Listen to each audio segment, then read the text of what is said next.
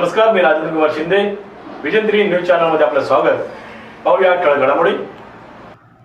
कल्याणचा सुप्रसिद्ध वझे बंधू यांचा खिडकी वडा आणि पुण्यातील सुप्रसिद्ध आरोग्यदायी आरोग्य अमृततुल्य चहा आता चिपळूणकरांच्या सेवेसाठी तत्पर असून त्याचे उद्घाटन सोमवार दिनांक 15 फेब्रुवारी सकाळी 9:30 वाजता सुप्रसिद्ध अभिनेते संजय मोने यांच्या हस्ते होत आहे.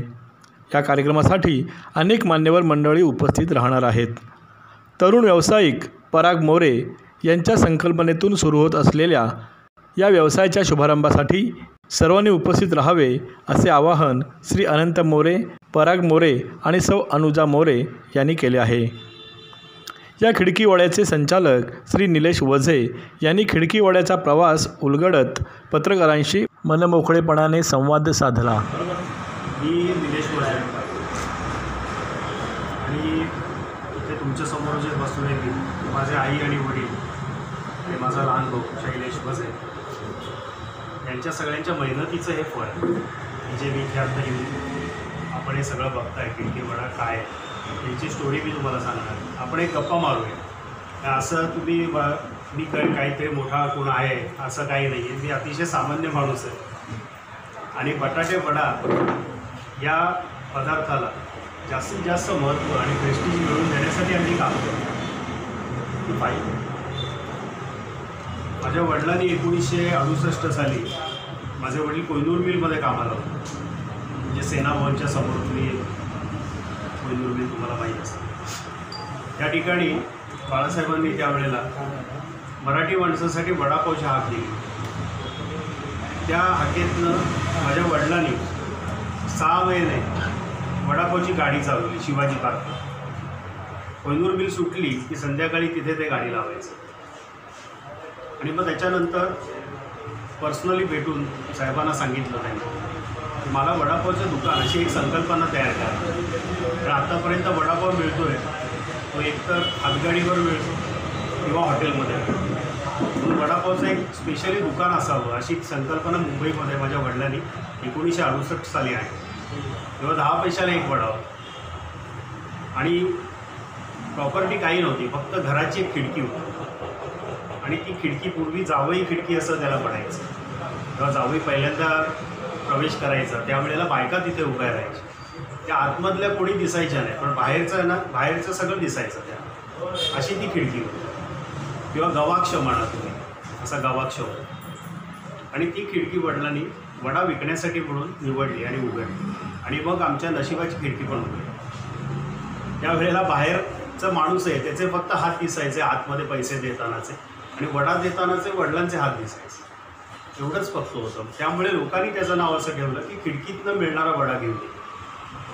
आणि हे सगळं जे केलं ते लग्नाच्या 8व्या दिवशी. लग्न झाल्याच्या नंतर 8व्या दिवशी हे नोकरीच्या नंतरचे 6 महिने मग लग्न झालं. मग 8व्या दिवशी त्यांनी ही संकल्पना हे करून वडापावचा बिझनेस सुरू केला. आणि तेव्हा फक्त वडा मिळायचा 10 पैशाला एक, म्हणजे 1 रुपयात 10 वडे मिळायचे. 5 किलोचा व्यवसाय असायचा. घरी आले की पहिले शर्ट काढायचं आणि कढईवरती उभं राहायचं. याच्या आधी माझ्या आईने सगळी तयारी करून ठेवलेली असायची. तो मसाला जो आता आम्ही इथे तुम्हाला सगळ्यांना द्यायला आणलेला आहे त्याचा वडा तुम्ही घरी बनवू शकता. तो मसाला 18 वर्ष माझ्या आईने खलबत्त्यात कुटला. ज्या वेळेला ती कुटायची त्यावेळेला त्या ज्या बिया आतमध्ये फुटायच्या आणि उडायच्या डोळ्यात तिच्या, तर तिला मी रोज रडताना बघितलं. आणि मी माझ्या त्या खिडकी वड्याला माझा मोठा भाऊ म्हणून समजतो, कारण माझ्या जन्माच्या 2 वर्ष आधी त्याची सुरुवात झाली. तर ते सगळं मी बघितलं आहे लहानपणापासून की कसं ज्या वेळेला तुम्ही एखादा व्यवसाय ज्या व्यवसायाला मान्यता नाही आहे ती समाजाची त्यावेळेला तो भजी तर विकायचा धंदा म्हणून त्याच्याकडे बघितलं जायचं. त्याला प्रेस्टिज काहीच नव्हतं. त्यावेळेला शाळेमध्ये असतानाची शाळेतली माझे मित्र मला कसे चिडवायचे वडेवाला, आज तेच माझ्याकडे कसे मला विचारत आहेत की मला फ्रँचायझी मिळेल का. या सगळ्या गोष्टींचा बदल मी 52 वर्षाचा आहे. 50 वर्ष आज आमच्या 52 वर्ष वड्याला झालेली आहे. माझ्या जन्माच्या 2 वर्ष 54 वर्ष आज आता पूर्ण होतील. हे सगळं मी त्या स्थित्यंतर बघत आलो. तर मेन म्हणजे खिडकी वड्याचं जी संकल्पना आम्ही ज्या वेळेला वेगवेगळ्या ब्रँचेस ज्या आम्ही तयार करत होतो, मोरे साहेब आमच्या इथे आले होते. त्यांचा मुलगा आहे, त्यांचा मित्र असं बोलताना विषय निघाला. त्यांनी मला विचारलं की असं फ्रँचायझी वगैरे तुम्ही करता का, किंवा आम्ही जर चालू केलं तर आम्हाला तुम्ही मसाला द्याल का. त्यावेळेला मी म्हटलं ठीक आहे, म्हणजे विचारलं. चिपळूणमध्ये काय आम्हाला माहीत नव्हतं अंदाजे, म्हणजे पाकिटं येतात मसाला मिळतो, पण वडा किती जाईल याचा मला हा रोड वगैरे काहीच माहीत नाही. म्हटलं मी येतो, सर्वे करतो. त्याप्रमाणे सर्वे केला. 2 मुलं तरुण आहेत. म्हटलं यांना याच्यासाठी काहीतरी करायला पाहिजे. आणि मी तर कोकणातल्या सगळ्याच त्यांना सांगेन की कुठलाही जो बिझनेस आहे तो हलका नाही. त्याला मोठ्यातलं मोठं स्वरूप तुम्ही देऊ शकता जर तुम्ही सचोटीने आणि तुम्ही एकनिष्ठेत त्यांनी हे जर काम केलं चिकाटी, तर तुम्हाला ती वड्यासारखा जो बिझनेस आहे तो पण तुम्ही फार मोठ्या प्रमाणावर देऊ शकता. असं काही उदाहरण मी तुम्हाला दाखवायला आणलं की 1991 म्हणजे 30 वर्षापूर्वी आम्ही पहिलं ट्रेडमार्क रजिस्टर केलं. म्हणजे खिडकी वडा हे नाव हे सरकारकडनं अक्षरं आम्ही विकत घेतली. आता आमचं ते पूर्ण जे आलेलं आहे ते बरेच पेपरला आमच्या सगळ्या आमच्या मुलाखती म्हणा. आता हे पेज 3 आहे. हे कुठलेही पैसे न खर्च करता लोकांनी येऊन आमच्याकडनं घेतलं. आणि आत्ता आम्हाला जस्ट एक खूप महत्त्वाचं सर्टिफिकेट मिळालं. ते म्हणजे अमेरिकेमध्ये आम्ही इंडियन बर्गर म्हणून ट्रेडमार्क रजिस्टर केलं.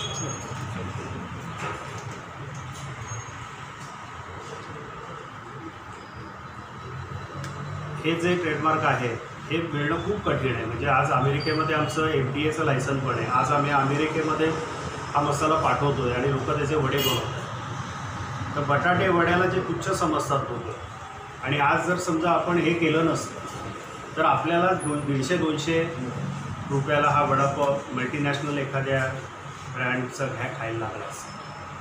पण आम्ही तो कमीत कमी किमतीमध्ये, कारण आम्ही त्याचा जेव्हा अभ्यास केला त्यावेळेला आम्हाला असं आढळलं की रोज जेवणारी लोकं त्या वडापाववरती. माझ्याकडे अशी काही उदाहरणं आहेत की माझ्याकडनं सकाळचे जे हमाली करणारी जी माणसं आहेत ती माझ्याकडे येऊन रोज त्यावेळेला 3-3, 4-4 वडापाव खात. आणि त्या ठिकाणचा जो रेट आहे आज, तो आजही आम्ही 20 रुपयाच्या आतमध्ये आम्ही वडापाव तिथे देतो कल्याणला, जे आमचं पहिलं दुकान. तिथे 17 रुपयाने आम्ही आजही वडा विकतो. पण त्या लोकांसाठी ते ठेवलेलं आहे की जे गरीबातले गरीब आहे त्यांना पण ते परवडलं पाहिजे. कारण ते 34 रुपयामध्ये आज जेवण नाही कुठे मिळत. ते 2 वडापाव, आमची साईज पण खूप मोठी आहे, 2 वडापाव खाऊन पण त्यांचं पोटभर. त्याच्याबरोबर दिली जाणारी चटणी किंवा ते वापरला जाणारा माल, या सगळ्या गोष्टीचा तितक्याच पद्धतीने विचार केलेला आहे. हा मसाला जो आहे तो आम्हाला हे सर्टिफिकेट याचकरता मिळालं की आम्ही 1 वर्ष तो खराब होत नाही, त्याच्यात कुठलेही प्रिझर्वेटिव्ह नाही, त्याचं आपल्याकडे सर्टिफिकेट आहे. तो तशाच्या तसा या वातावरणात जर ठेवला गेला तरी तो खराब होणार. आणि म्हणूनच तो इथे जायला 3 आठवडे लागतात अमेरिकेत. पण तरी पण तो तिथे गेल्याच्या नंतर परत ते 5-6 महिने ते विकत आहे. त्याच्यानंतरही तो चांगला राहतो. या त्या मसाल्याची ती कमाल. आणि ही कमाल माझ्या आईची, माझी काही नाही. मी फक्त त्याला पुढे नेलं आहे, खतपाणी घातलं, एवढं झाड त्यांनी लावलेलं आहे, त्याचा आता वटवृक्ष दिसतो. तर तुम्हाला काही विचारायचं असेल मला? खिडकी वड्याची स्पेशालिटी काय आणि किती प्रकारचे वडे? आता खिडकी वड्याची स्पेशालिटी पहिली गोष्ट म्हणजे त्याच्या मसाल्यात. तुम्ही जे जे इथे तुम्हाला मिळतील पदार्थ, ते पदार्थ तुम्हाला कुठलाही त्रास देणार नाहीत खाताना. जर तुम्ही एका वेळेला समजा 4 वडे खाल्ले तर तुमच्या याच्यात पोटामध्ये जळजळ होणार नाही, घशामध्ये तेल येणार. त्या तेलाचा वास आहे तो आज तुम्ही कुठेही समजा गेलं, जसं काही पर्टिक्युलर सांगत नाही, पण बऱ्याच ठिकाणी असं वाटेल ते तेल वापरून वगैरे तयार केलं जातं, त्याचा तेलाचा वास रस्त्यापर्यंत जातो. असं आमचं होतं. त्याच्यानंतर त्याची स्पेशालिटी आहे की आम्ही उन्हाळ्यामध्ये एक गोल्डन बॉल म्हणून एक प्रकारे करतो. एप्रिल-मे साधारण जूनच्या 15 जोपर्यंत इथे हीट खूप होतं. आता इथे आम्ही अभ्यास केला की इथे खूपच ऊन आहे. त्या उन्हामध्ये जर आमचा गोल्डन बॉल खाल्ला तर तो दह्यामधला वडा आहे. हे 3 छोटे वडे असतात, त्याच्यामध्ये प्रोसेस केलेलं दही असतं. म्हणजे थंड दही आणि गरम वडा, गोड दही आणि तिखट वडा याचं कॉम्बिनेशन केलं. त्यामुळे तो खाल्ल्यानंतर तो दही वडा नाही आहे, तो दह्यातला बटाटे वडा. त्याच्यानंतर कोथिंबिरीची वडी आहे, की जी प्युअर कोथिंबिरीचीच बनली असते, ती बेसनाची नसते. कारण आता तुम्ही बरेच वेळा बघितलं असेल, जर कोथिंबीर वडी खाल्ली तर ती इथे अडकते, त्याला पाणी प्यायला लागतं तुम्हाला. तुम्ही 2-3 बाईट केले त्याच्यानंतर पाणी पिऊन तुम्हाला ती आत ढकलायला लागते. तर ती कोथिंबीर वडी आमची अशी नसणार. आमची कोथिंबीर वडी ही तुमच्या तोंडातच विरघळणार. पण तो त्या मसाल्याची ती काम आहे. ती परत तिथेच येईल. त्याच्यानंतर आम्ही एक चीज वडापाव बनवतो. जो चीज वडापाव आहे तो वड्याच्या आतमध्ये चीज असतो. लोक काय करतात की त्याच्यावरती त्याला बर्गर बनवायला जातात. वडापाव हा कधीच बर्गर नाही होऊ शकत. ते सामान्य माणसाने बनवलेला तो एक असामान्य पदार्थ. त्यामुळे त्याचं बर्गर आपल्याला करायचंच नाही. आपण वडापावच विकायचं आणि वडापावच आपण तिकडे जाऊन विकायचं बाहेरच्या देशात. यासाठी आम्ही प्रयत्न करतो आणि ते 100% एक दिवस ओढलो. आपण तिथे जाऊन त्यांना तो वडापाव खायला लागतो. साधारण फ्रँचायझीज किती आहेत आणि कुठे कुठे आहेत? आमच्या आता आमची स्वतःच्या जी शॉप्स आहेत ना ती आमची कल्याणला 3 आउटलेट आहेत. पुण्यामध्ये एक आहे, त्याच्यानंतर डोंबिवलीमध्ये एक आहे, डोंबिवली फास्ट फूड, आणि मंडणगड आणि बऱ्याच ठिकाणी आम्ही जो मसाला देतो आहे त्याचे लोक वडे बनवतात आणि विकतात. पण ज्या स्वतःच्या ज्या फ्रँचायझी आहेत त्या आमची स्वतःची प्रॉपर्टी असूदला आहे. आता हे आम्ही ही मोठी जी फ्रँचायझी म्हणून आपण त्याला बोलू की आम्ही ही पहिल्यांदा आणि आम्हाला ते क्लिक झालं की ही मेहनत करणारी मुलं आहेत. कारण मी बघितलं आहे, कारण त्यांनी जी चहाचं हे जेव्हा घेतलं त्यावेळेस ते स्वतः तिथे जाऊन ते शिकून आले. भांडी पण ते घासायची त्यांची तयारी आहे. कारण ही तयारी असणं हे फार महत्त्वाचं आहे. ज्याला भांडी घासता येत नाही त्यांनी हा व्यवसाय करू नये. ज्याला स्वतःला दुसऱ्यांना चांगलं खायला घालायची आवड आहे त्यांनीच हा व्यवसाय करावा, अन्यथा करू नये.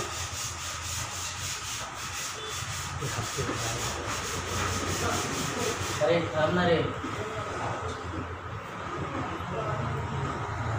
तुम्ही याचा चिपळूणचा सर्वे केला म्हणाला, तुम्ही तर काय केलं, कशा पद्धतीने सांगा बघू. म्हणजे तुम्ही बिझनेसच्या दृष्टीने बिझनेस म्हणा, इथे लोकांची आवड, टेस्ट, हे काही खाण्याबद्दलची, जसं पुण्याला एक आहे खाद्य संस्कृती. आता पुण्याचं तुम्हाला मी सांगतो, पुण्यामध्ये जे जे सक्सेस होतं ते कोकणामध्ये पहिले चिपळूणमध्ये सक्सेस होतं. याचं कारण असं आहे की पुणा आणि चिपळूणचं बरंचसं नाव आहे. इकडचे लोक पुण्याला जातात, पुण्याचे लोक इकडे. आज आमचा खिडकीवडा जो पुण्यात आहे, दीनानाथ मंगेशकर हॉस्पिटलच्या इथे आमचा खिडकीवड्याचं शॉप स्वतःच आहे. त्या ठिकाणी जो सेल आहे त्या सेलच्या अंदाजावरनं आम्ही चिपळूणचा अंदाज काढतो. आणि तिखट खाणाऱ्यांचं जे प्रमाण आहे ते अति तिखट खाणाऱ्यांचं इथे प्रमाण नाही आहे. इथे मीडियम तिखट खाणारे लोक आहेत. कारण ते घाबरतात, कारण त्यांना छातीत जळजळेल का, कारण इथे हीट वाढते. जेव्हा हीट वाढते उन्हाळ्यामध्ये तेव्हा ते तिखट पदार्थ टाळायला लागतात. तर आम्ही तेच लोकांना सांगू इच्छितो की आमचा जर वडापाव खाल्ला तर तुम्हाला तो त्रास इथे 100% होणार नाही. कारण तुम्ही एका गोल्डन बॉल खाल त्यावेळेला आणि तो दह्यातला असेल तर तुम्हाला वडा खायची पण तुमची इच्छा पूर्ण होणार आहे आणि त्रास पण होणार. म्हणजे साहेब काय झालं आहे, गेल्या 7-8 महिन्यामध्ये एक आमचा सर्वे सांगतो की आमचं पाहणीमध्ये चहा एकाने आणला आणि लागोपाठ चिपळूणमध्ये जवळजवळ 15 ते 20 चहाची दुकानं आली. सगळ्यांनीच आणतात, सगळ्यांनी. पण पूर्वीपासून चिपळूणला वड्याचं वेळ आहे, वडा खाण्याची. त्यामुळे तुम्ही चिपळूणचं बसस्टँड घ्या, मध्यवर्ती बसस्टँड घ्या, बाजार घ्या, असे साधारण आज गाडीवर जे तुम्ही म्हणताय ना तसं विकण्याचं प्रमाण बऱ्यापैकी आणि खपतो पण प्रचंड प्रमाण. आता तुम्ही स्पेशल दुकान टाकलं आहे यासाठी, यांच्या माध्यमातून बोलायच्या, मला असं वाटतं हे त्या ह्याला टक्कर देईल किंवा स्पर्धा होईल. आता मी तुम्हाला त्या बाबतीत एक म्हणजे माफ करा पण मला नाही की यांच्याशी स्पर्धा करावी स्वतःची. त्यांनी असं कुठेही बघू नये की याचे किती जात आहेत आणि माझे तेवढे गेले पाहिजेत आणि मी त्याच्या पुढे गेलो पाहिजे. असं करताना दमछाक होतो. जेव्हा तुम्ही स्वतःला प्रत्येक ठिकाणी हरवत जाता तेव्हाच तुम्ही जिंकत जाता.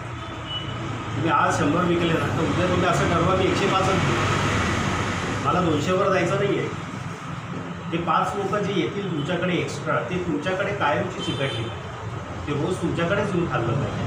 कारण त्यांना ते कळलं पाहिजे की काय फरक खिडकीवडा खाण्यामध्ये आणि बाकी ठिकाणी खाण्यात, हा फरक त्यांना कळू दे. आपण कोणाला दाखवायचं नाही, त्याच्यासाठी आपण करतच नाही. आपण समस्त सगळ्या वडापावसाठी हे करतो की सगळ्या वडापावनाच ती व्हॅल्यू मिळाली. म्हणजे आज असं जर आपण पटकन म्हणतो की जेवला नाहीस ना चल वडापाव खाऊया, म्हणजे आपण त्याला सेकंड हे देतो. पटकन आपण असं म्हणत नाही आज आपण मस्तपैकी वडापाव खाऊया, असं आपण का नाही म्हणू शकतो. पण बर्गरच्या बाबतीत आपण म्हणतो की चला आपण मॅकडीला जाऊया, कुठे आपण KFCला जाऊया, तिथे बर्गर खाऊ. इथे प्रेस्टिज वाटतं मुलांना. हे प्रेस्टिज आहे ना, ते मुलांना वाटलं पाहिजे की वडापावमध्ये पण असं आलंय ताकद का? आहे. तुमचा अनुभव काय असं आलंय का प्रेस्टिज वडापाव? मला विचारलं तर मी मान्य करीन आलं. मध्यंतरी शिवसेनेने एक छान असं वडापावचं हे प्रेझेंटेशन केलं होतं की शिववडा म्हणजे एक छान गाडी रंगवलेली असते.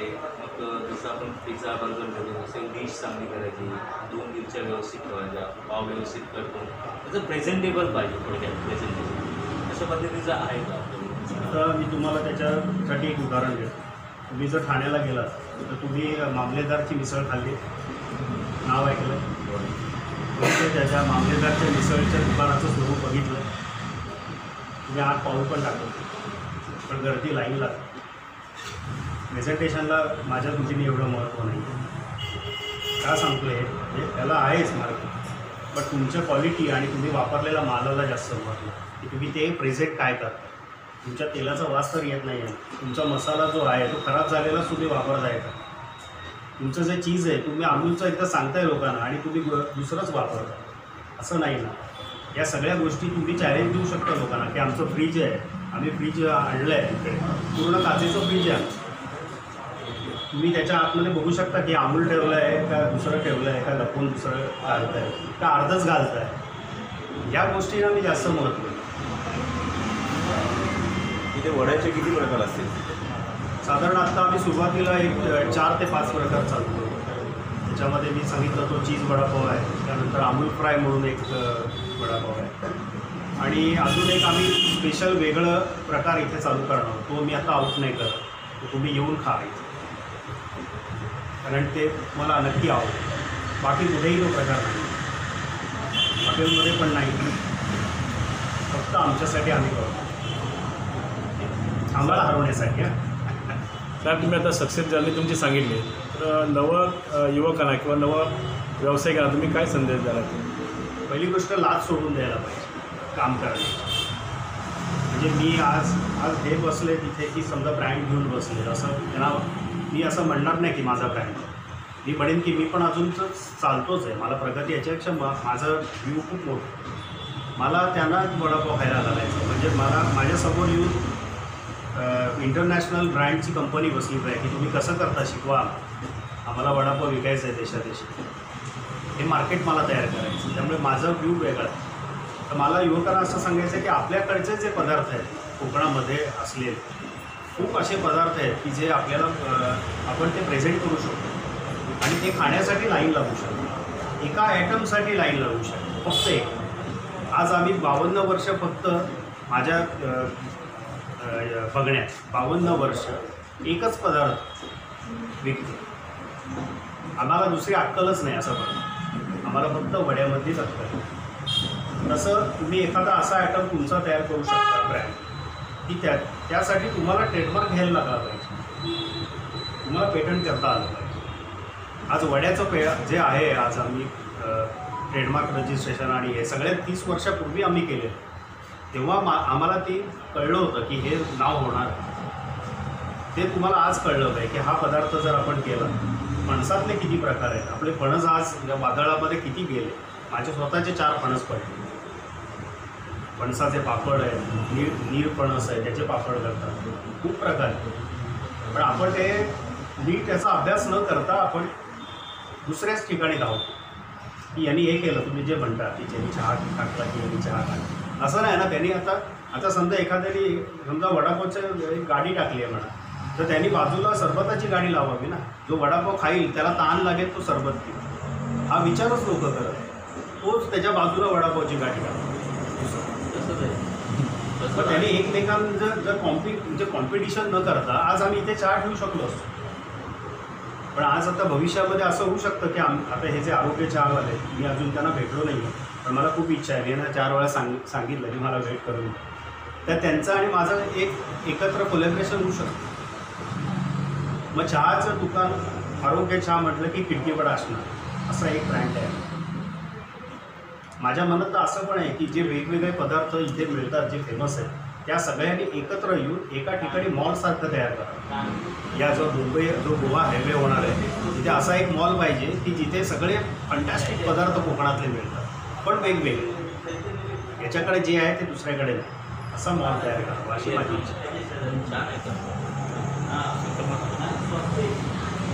विचार करत नाही. बातम्यांचा ओघ असाच चालू राहील. पाहत राहा विजन 3 न्यूज चॅनल. धन्यवाद.